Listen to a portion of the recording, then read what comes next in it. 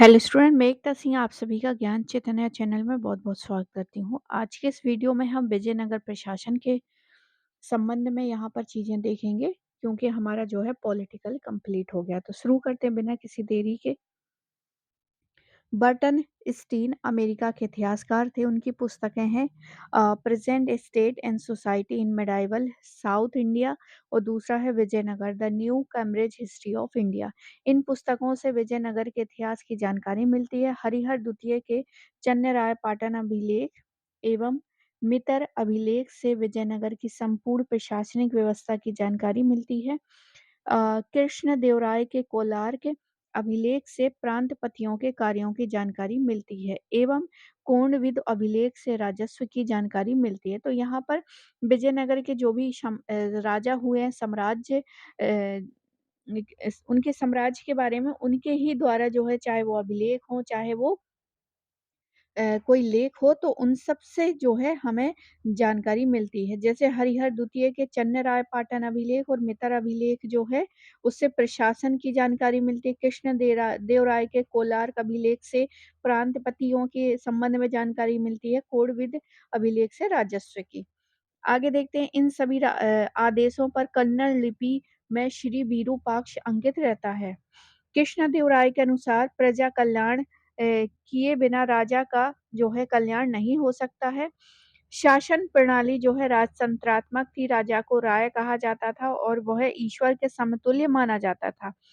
कृष्णदेवराय के अनुसार राजा को हमेशा धर्म के अनुसार ही शासन करना चाहिए। एक मुकुटधारी राजा को सदैव धर्म को दृष्टि में रख कर जो है शासन करना चाहिए। चोल शासकों की भांति विजयनगर के शासक भी अपने जीवन काल में ही उत्तराधिकारियों को नियुक्त कर देते थे। संयुक्त शासन एवं द्वैत शासन की प्रथा प्रचलित थी। युवराज के राज्याभिषेक को जो है युवराज पट्टाभिषेक कहते थे। प्रारंभ में जो है विजयनगर एक सहकारी शासन था। राजा सर्वोच्च न्यायाधीश होता था। राजा की शक्ति पर राज परिषद का नियंत्रण होता था।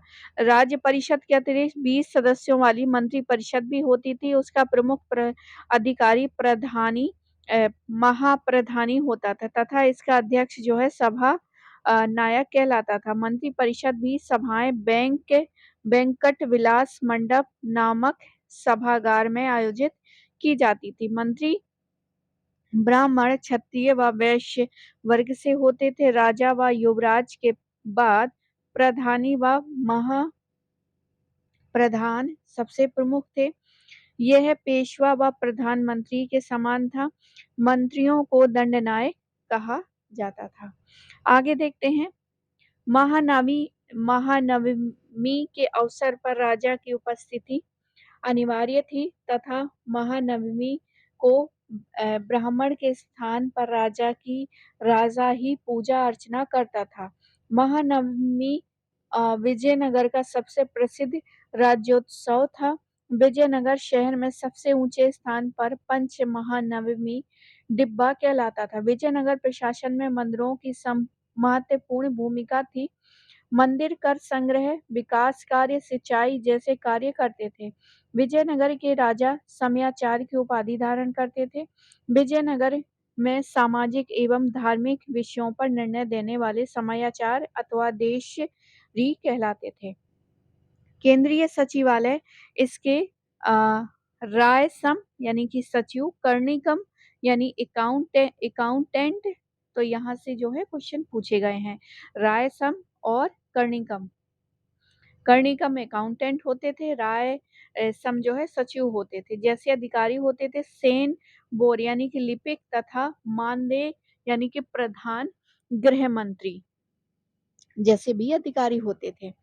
राय सम राजा के मौखिक आदेशों को लिपिबद्ध करता था और तेलुगु नियोगी केंद्रीय सचिवालय में नियुक्ति ब्राह्मण अधिकारी करते थे। शाही मुद्रा रखने वाले अधिकारी मुद्रा कर्ता कहलाता था। टकसाल विभाग को जोरी खाना कहा जाता था। केंद्रीय प्रशासन की बात करें तो विजयनगर साम्राज्य 6 प्रांतों में विभाजित था।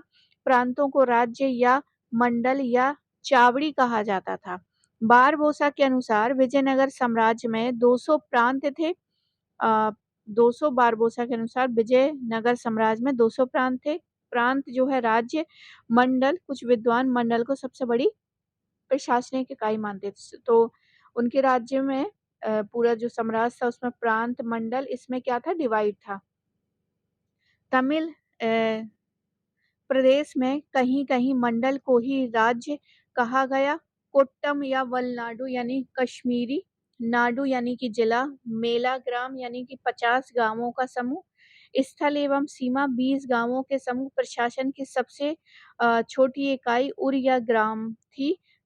सामान्यतः प्रांतों में राज परिवार के व्यक्तियों को ही गवर्नर नियुक्त किया जाता था। राजकुमार को जब गवर्नर बनाया जाता था, तब उसे उदयियार कहते थे। प्रांतपतियों को नायक व दंडनायक या मंडलेश्वर भी कहा जाता था। ये प्रांतपति राज परिवार के नहीं होते थे, बल्कि योग्यता के आधार पर नियुक्त किए जाते थे। न्यायाधिकार व्यवस्था की बात करें तो न्यायाधिकार व्यवस्था पोलीगर व्यवस्था थी। न्यायाधिकार व्यवस्था समकालीन एकता पर समकालीन नहीं सल्तनतकालीन न्यायाधिकार व्यवस्था जो है सल्तनत कालीन एकता व्यवस्था पर क्या थी आधारित थी तथा राजपूतों काल की सामंत प्रथा यानी न्यायाधिकार व्यवस्था वो थी जो कि सल्तनत काल में एकता थी और राजपूत काल में सामंत। ये लगभग लगभग समान चीजें हैं, एक ही कैटेगरी की ये व्यवस्थाएं थी। न्यायाधिकार प्रणाली सर्वप्रथम काकतीय राजवंश में विकसित हुई थी। न्यायाधिकार व्यवस्था विजयनगर की प्रांतीय व्यवस्था का हिस्सा थी। नायक वे सेना नायक होते थे जिन्हें वेतन के बदले अमरम या नामक भूखंड प्रदान किया जाता था। अमरम जो है भूमि का प्रयोग करने के कारण उन्हें अमर नायक या नायक भी कहा जाता था। इन्हें अपनी आय का एक हिस्सा केंद्रीय खजाने में जमा करना पड़ता था व राजा की सहायता के लिए सेना भी रखनी पड़ती थी। आगे देखते हैं अमर नायकों की सर्वप्रथम नियुक्ति तमिलनाडु में की गई थी। नायकों के अधीन जो सरदार होते थे उन्हें पोलीगर यानी कि पलायगार कहते थे। पोलीगर भूस्वामी होते थे। ये अर्ध स्वतंत्र सामंत के समान थे। गवर्नर के पद स्थानांतरीय होते थे जबकि नायक का पद जो है अनुवांशिक होता था। राजा अमर भूमि के आंतरिक मामलों में हस्तक्षेप नहीं करता था। नुनुज के अनुसार नायकों की संख्या 200 हो गई थी। सबसे अधिक नायक जो है तमिलनाडु में थे। न्यायाधिकार व्यवस्था विजयनगर के विनाश का कारण बनी थी। कृष्णदेव राय के उत्तराधिकारी अच्युत देव राय ने नायकों की उच्च श्रृंखला को रोकने के लिए महामंडलेश्वर नामक अधिकारी की नियुक्ति की। विजयनगर का दंड विधान कठोर था। मृत्यु दंड, अंग विच्छेद और संपत्ति को जब्त करना मुख्य दंड थे। आगे देखते हैं ग्राम सभाएं। इस काल में भी महासभा नाडु तथा उर का अस्तित्व में था, लेकिन न्यायाधिकार व आयंकार व्यवस्था के कारण स्थानीय संस्थाओं का पतन हो गया था तथा वे चोल काल की भांति संस्थाओं स्वायत्त नहीं रही हैं। सभा सिर्फ ब्रह्मदेव यानी ब्राह्मणों को दिए गांव यानी ग्रामों में से होती थी, जबकि उर जो है सर्वसाधारण गांवों की स्थानीय सभा थी। ब्रह्मदेव गांवों की सभाओं को चतुर्वेदिमंगलम कहा गया। शासन की सबसे छोटी इकाई को गांव व इसकी सभा को नाडु कहा जाता था। नाडु के सदस्यों को नत्तावर कहा जाता था। इस स्थानिक नामक अधिकारी देवालयों का प्रबंध करता था।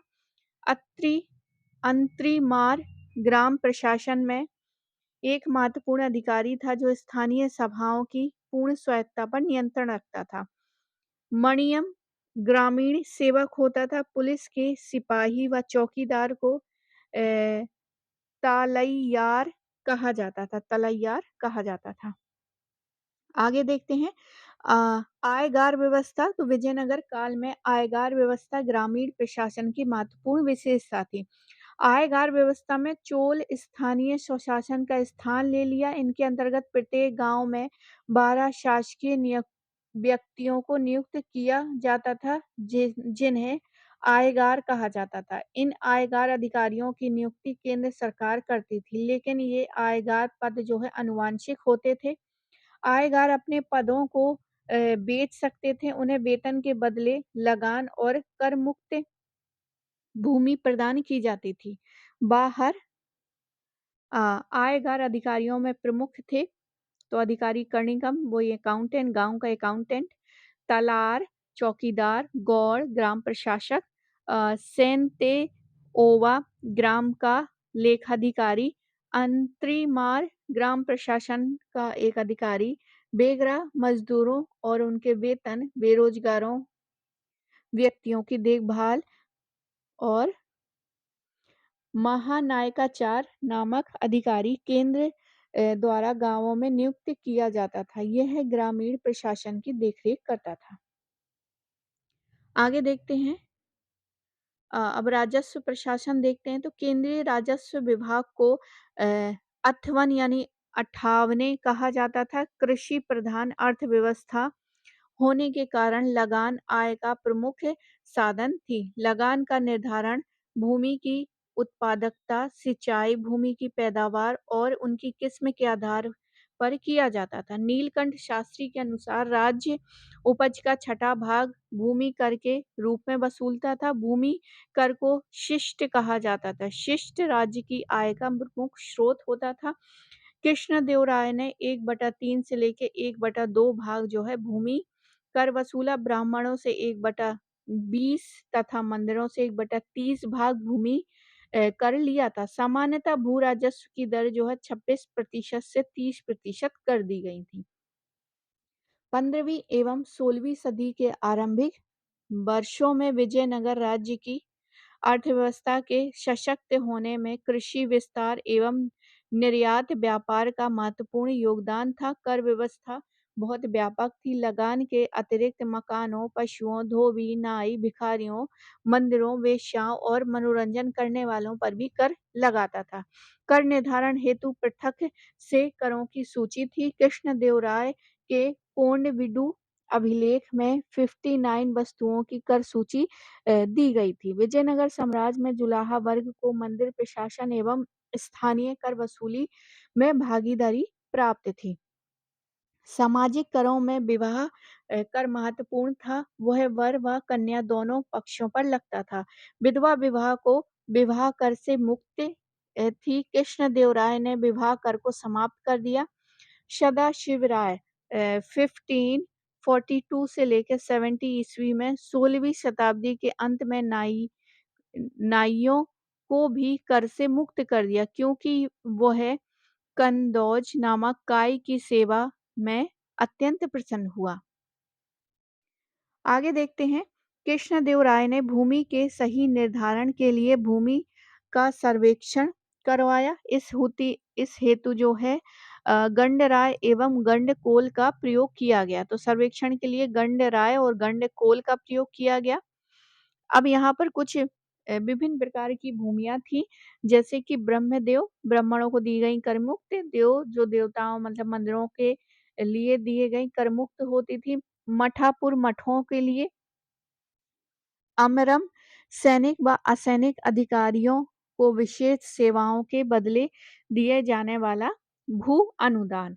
भंडारवाद ग्राम यानी भूमि, ऐसे ग्राम भूमि जो केंद्र के प्रत्यक्ष नियंत्रण खालसा की तरह में थी। इस भूमि के किसान राज्य को प्रत्यक्ष कर देते थे। आगे देखते हैं। उबली गांवों में विशेष सेवाओं के बदले दिए जाने वाले लगान को उबली जो वो भी मुक्त भूमि होती थी। कुट्टिगी यानी कुत्तगरी बड़े भूस्वामी मंदिरों व ब्राह्मणों द्वारा खेती के लिए छोटे किसानों के पट्टों पर दी गई भूमि। रक्त जो है कोडगो युद्ध में शौर्य प्रकट करने वाले या युद्ध में मृतक परिवार सैनिकों के परिवार वालों को दी गई भूमि। एरीपत्ती वो है, एरीपत्ती तो जलाशय की भूमि केवल दक्षिण में ही होती थी। एरीपत्ती भूमि के राजस्व का प्रयोग ग्राम के जलाशयों की देखरेख के लिए होता था। यह पल्लव चोल काल से ही प्रचलित थी। एरीपत्ती तो एरीपत्ती से रिलेटेड क्वेश्चन कई बार पूछा गया है, जलाशय की भूमि होती थी एरीपत्ती। आगे है मान्य यानी आयंगरों को प्रदत्त कर भूमि हुआ करती थी। वारम व्यवस्था भू राजस्व यानी कि भूस्वामी व पट्टेदार के मध्य जो है उपज की हिस्सेदारी, गृह कर को वसल, पानम तथा तटकर से होने वाली आय को केवल गार कहते थे। कसायु गुप्त नामक कर बढ़ाई से लिया जाता था। कुरुवाई एक प्रकार का चावल था।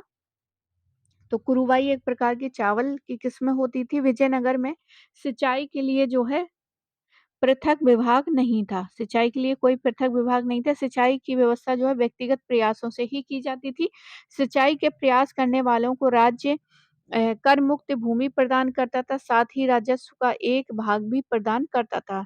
विजयनगर के शासकों ने तुंगभद्रा नदी पर मा मगा मदाग झील का निर्माण करवाया था।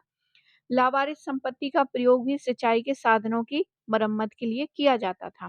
विजयनगर के शासकों ने बांध, कूप, ताड़ाग का निर्माण करके कृषि को बढ़ावा दिया। आरासु स्वतंत्रतम नामक कर पुलिस व्यवस्था को बनाए रखने के लिए लगाया जाता था।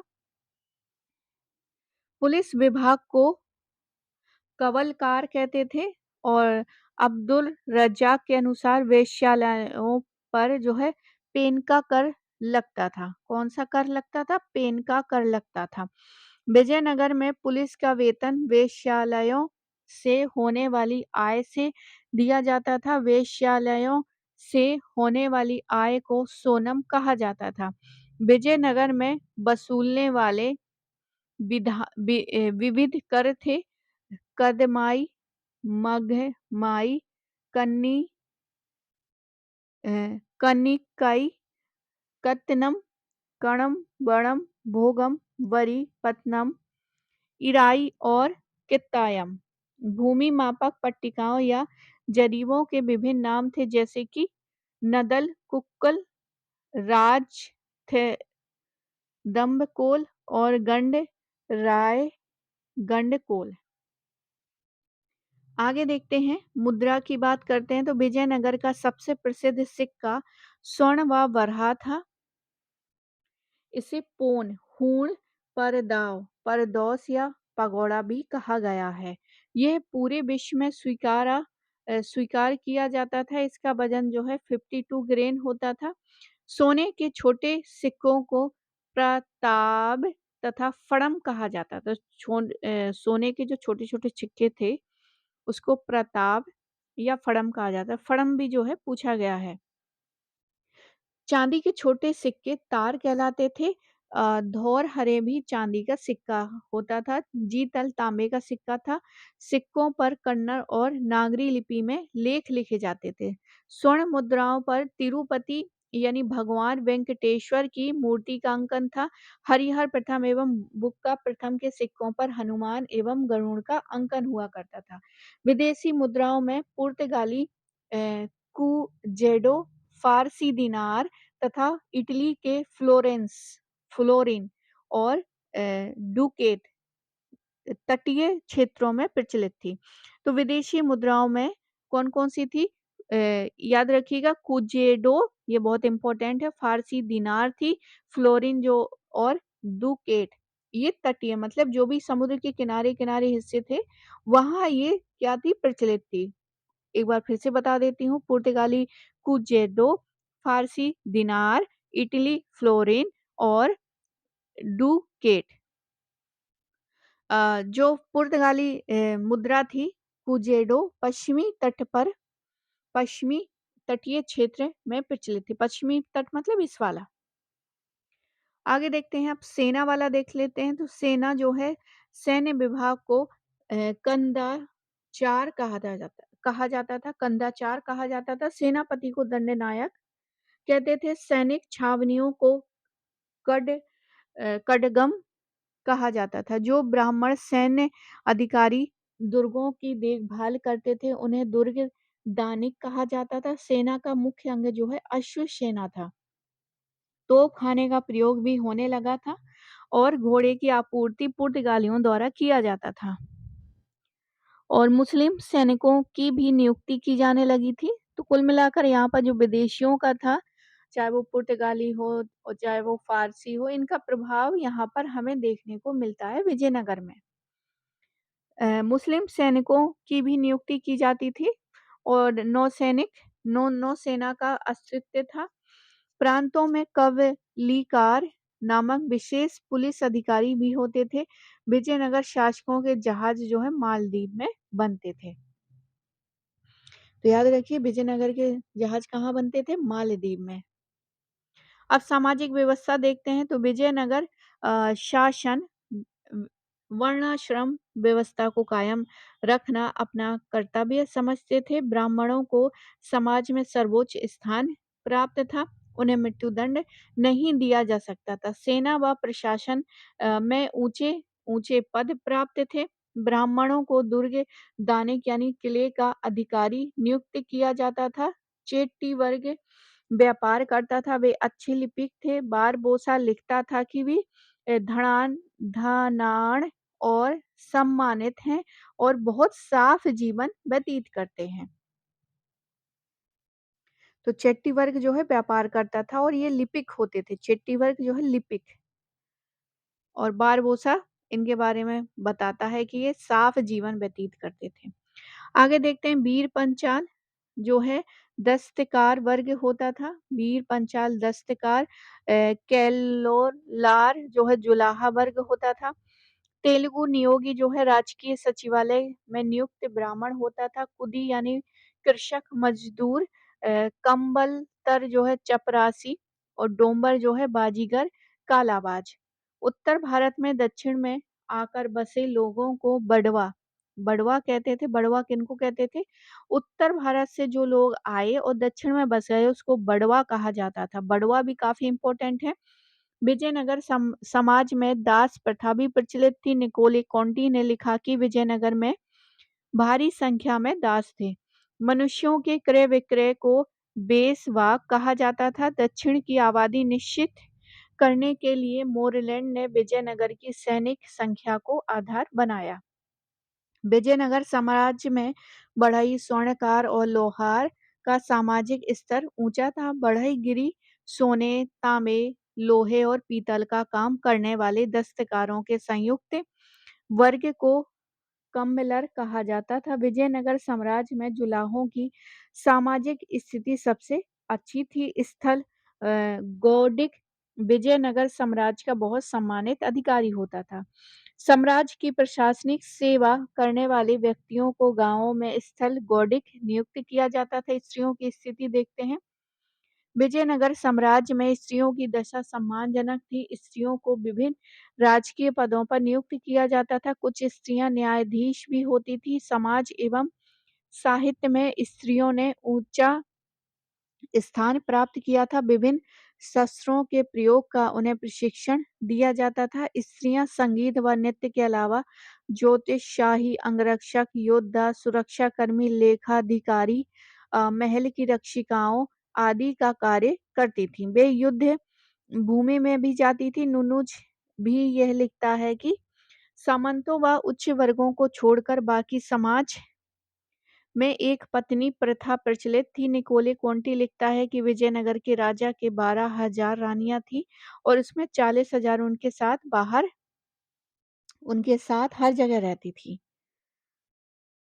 आगे देखते हैं मंदिरों में देवदासी प्रथा थी। डोमिंगो पाइस के अनुसार विजयनगर की सामाजिक व्यवस्था में देवदासियों की अच्छी सामाजिक स्थिति थी। देवदासी प्रथा का सर्वप्रथम उल्लेख जो है पद्म पुराण में मिलता है। तो हमें अभिलेख तो गुप्ता उसमें मिलता है, लेकिन अगर हम देखें तो सर्वप्रथम उल्लेख पद्म पुराण में हमें देवदासी का, अच्छा वो तो सती का मिलता है, सॉरी। देवदासी प्रथा का सर्वप्रथम उल्लेख हमें पद्म पुराण में मिलता है। देवदासी प्रथा। विजयनगर साम्राज्य में पर्दा प्रथा नहीं थी।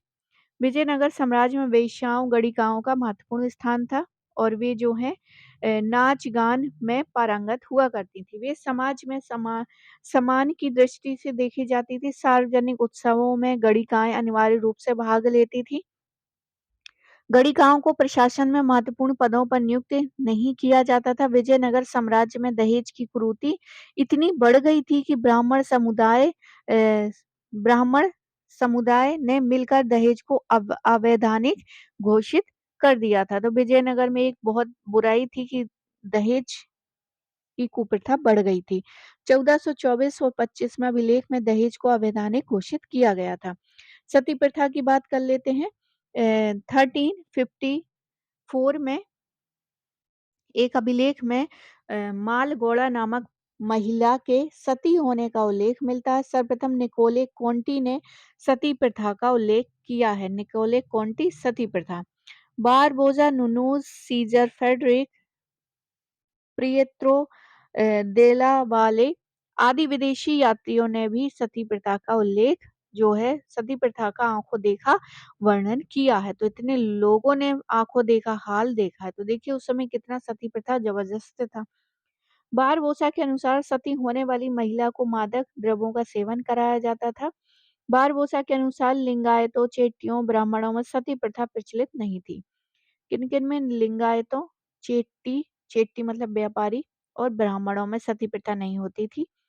सती प्रथा होने वाली स्त्री की स्मृति में सती काल या महासती काल जैसे सती स्मारक स्थापित किए गए। विधवाओं की स्थिति दयनीय थी। विधवा विवाह को प्रोत्साहित करने के लिए इसे कर मुक्त कर दिया जाए। राज्य सती प्रथा को बढ़ावा नहीं देता था।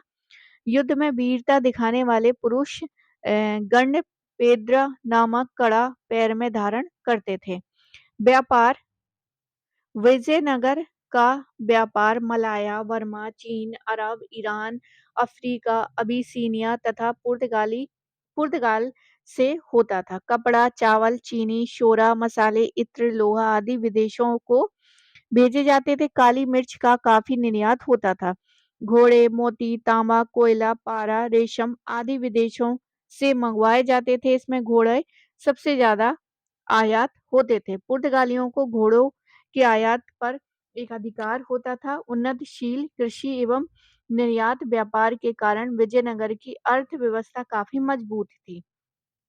चिट्टी व्यापार के लिए मलाया द्वीप समूह जाते थे। मालावारी सौदागर दासों का व्यापार भी करते थे और विजयनगर राज्य से पोत भरकर दास ले जाते थे।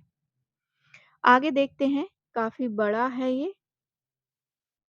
अब उद्योग देखते हैं। उद्योग तो वस्त्र, इत्र और धातु बर्तन बनवाना यहाँ का मुख्य उद्योग था।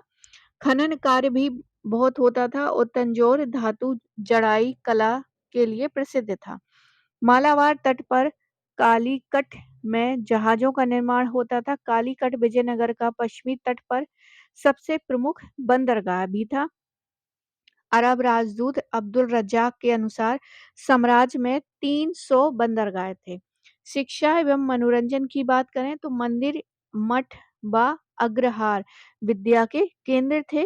मंदिर हो गए, मठ हो गए, अग्रहार ये सारे के सारे जो है एजुकेशन का काम करते थे। मतलब जैसे आज के स्कूल हैं वैसे ही वहाँ उस समय मंदिर, मठ और अग्रहार अग्रहार ऐसे विद्यालय थे जो केवल वेदों की शिक्षा दिया करते थे। तो अग्रहार तो आपको ये पहले पेपर में भी सहयोग करेगा। अग्रहार शब्दावली कि ये किसके लिए था? वेदों की शिक्षा के लिए। विजयनगर शासकों ने विद्यालय स्थापित करने के प्रयास नहीं किए। विजयनगर साम्राज्य में नंदिनागढ़ी लिपि का प्रयोग किया जाता था। तो एग्जाम में पूछ सकता है, बहुत इंपॉर्टेंट है कि नंदिनागढ़ी लिपि कौन से साम्राज्य की है। तो ऑप्शन इसमें मिल जाएंगे आपको जिसमें आपको विजयनगर टिक करना होगा। नाटक व यक्षगान मनोरंजन के प्रमुख साधन थे। यक्षगान में मंच पर संगीत एवं वादों के साथ अभिनय किया जाता था। यक्षगान दक्षिण भारतीय नृत्य शैली थी। आगे देखते हैं, विजयनगर में वीणा सर्वाधिक प्रसिद्ध और लोकप्रिय वाद्य यंत्र था। बोमलाट एक छाया नाटक था जिसकी योजना मंडपों में किया जाता था। डंडों के खेल को खेल को क्या है कोलटम नाम से जाना जाता था। तो कुछ डंडों से भी कुछ खेला जाता था, चाहे वो गिल्ली डंडा हो या फिर कुछ और। तो गिल्ली-डंडा तो मैं अपने उससे बता रही हूँ, हमारे जो बचपन में जो है बच्चे क्या खेला करते थे, गिल्ली-डंडा। शतरंज व पासा जो है लोकप्रिय खेल थे। यहाँ पर शतरंज और पासा कृष्णदेवराय शतरंज के खिलाड़ी थे।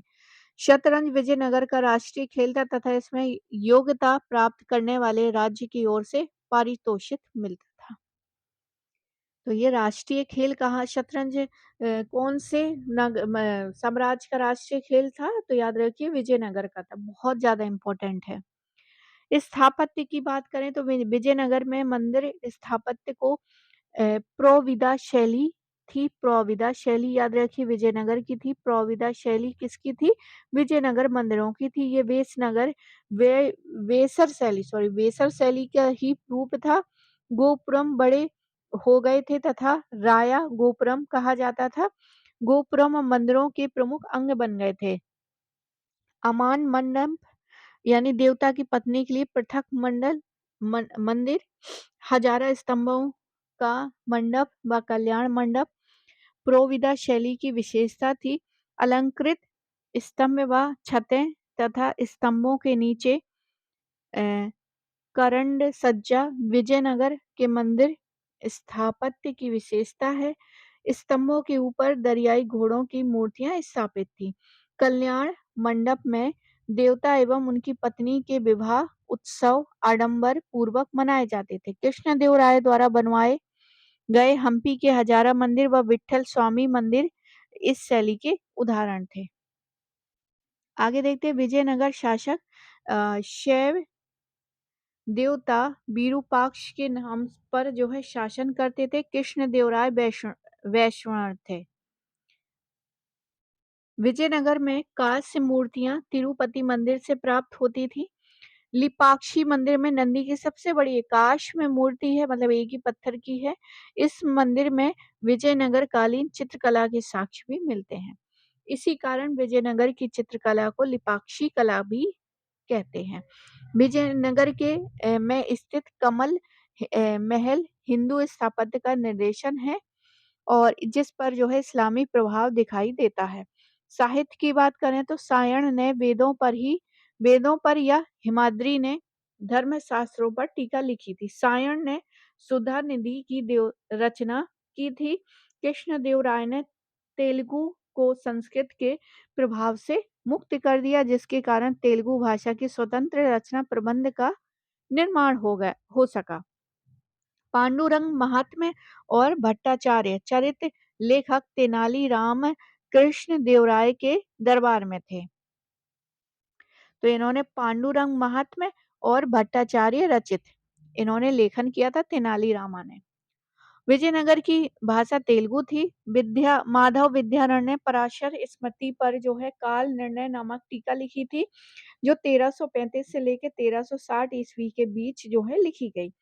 माधव विद्यारण ने काल निर्णय में विजयनगर शासकों का इतिहास दिया था। श्रीनाथ ने श्रृंगार दीपिका एवं श्रृंगार ने शद की रचना की थी। देवराय द्वितीय ने नन्नाख्या से महाभारत का तेलुगु अनुवाद करवाया था। हरिहर के शासन में आनंद भूषण ने रामायण का तेलुगु अनुवाद करा था। तो अनुवाद बहुत इम्पोर्टेंट है। अभी के एग्जाम में रामायण महाभारत के काफी क्वेश्चन हमें देखने को मिलते, तो बहुत ज्यादा इम्पोर्टेंट है। आगे देखते हैं कृष्णदेव राय के दरबार में संगीतकार लक्ष्मी नारायण ने संगीत सर्वोदय एवं रामा मात्य ने स्वर मेव काला निधि की रचना की।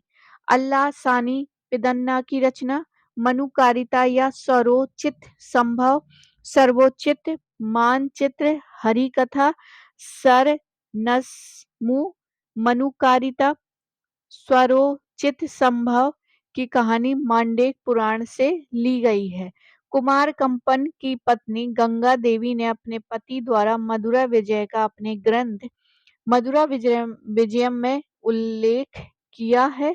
कुमार कंपन हरिहर प्रथम का सेना नायक था। कुमार कंपन बुक्का प्रथम का पुत्र था। राम राज पंडित ने कन्नड़ भाषा में वसु चरित की रचना की। राम राजनाथ ने शाल्वोदय की रचना की और तेलुगु साहित्य में 5 महाकाव्य हैं। अमुक्तमाल्यात कृष्णदेवराय ने लिखा था। मनुचरितम अल्लासानी पेदन्ना ने लिखा था। वसुचरित भट्टमूर्ति ने, राघव अ, पांडवियम जो है पिंगली सूरल ने लिखा था। पांडुरंग महात्म्य जो है तेनाली रामा ने लिखा था। आगे देखते हैं। वीरभद्र वीरभद्र ने अभिज्ञान शाकुंतलम का तेलुगु में अनुवाद किया था। वीरभद्र ने अभिज्ञान शाकुंतलम का तेलुगु अनुवाद किया था। मधुरा कन्नड़ भाषा के प्रथम विद्वान थे। केतन ने कन्नड़ में दंडी के दश कुमार चरित का अनुवाद किया था, जिसके कारण उसे अभिनव दंडी की उपाधि मिली थी। श्रीनाथ ने देवराय द्वितीय के काल में हरविलासम की रचना की। कृष्ण देवराय के दरबार में राजकवि पेदन्ना ने अलावा परिजात पहरण के लेखक नंदी तिमन और परस भूपालियम के लेखक भट्टी मूर्ति थे। धुरजटी ने कालहस्ती महात्म्य की रचना की थी और the Tamil country under Vijayanagar के लेखक जो है एक कृष्ण स्वामी थे। सल्तनत काल में दक्षिण भारत के क्षेत्रीय राज कौन कौन से थे? देवगिरी के यादव संस्थापक भिल्लम थे। वारंगल कातकीय चोल द्वितीय, रुद्र प्रथम थे। द्वार समुद्र जो है होयसाल और इसका सल ही थे संस्थापक। मदुरा के पांडे मारवर्मन सुंदर पांडे थे। दक्कन के राज्यों के प्रमुख सरदार कौन थे? तो बहमनी के महमूद गवा, अहमदनगर के मलिक अंबर, गोलकुंडा के मीर जुमला और मदन्ना अकन्ना, बीजापुर के अफजल खां, मुरारी पंडित, विजयनगर के नरसा नायक या कुमार कंपन। अब यहाँ पर कुछ विदेशी यात्रियों के महत्वपूर्ण कथन है, तो इसको देखते हैं कि मैंने जो देखा वह विजयनगर उतना ही बड़ा था जितना बड़ा रोम था। डोमिंगो पाइस का है और ये कहते हैं आगे, ये विश्व का अत्यधिक व्यवस्थित नगर था। राजा का महल लिस्बन के सभी महलों से बड़ा था। दूसरा कथन भी यही है, इनके द्वारा ही कहा गया है, ये संसार का सबसे सुंदर व संपन्न शहर है। यहाँ सभी वस्तुएं प्रचुर मात्रा में उपलब्ध हैं। राजा के पास अत्यधिक मात्रा में धन, सैनिक, हाथी हैं और आपको यहाँ सभी देशों के नागरिक मिलेंगे। आगे देखते हैं। डोमिंगो पाइस ने लिखा कि कृष्णदेव राय महान विद्वान तथा न्यायप्रिय शासक हैं। वह विदेशियों को सम्मानित करता है, किंतु कभी कभी उसे क्रोधावेश का दौरा भी हो जाता है। आगे देखते हैं। विजयनगर जैसा नगर इस पृथ्वी पर ना तो किसी ने देखा और ना ही कभी सुना है। संसार में इसके समान कोई अन्य नगर है?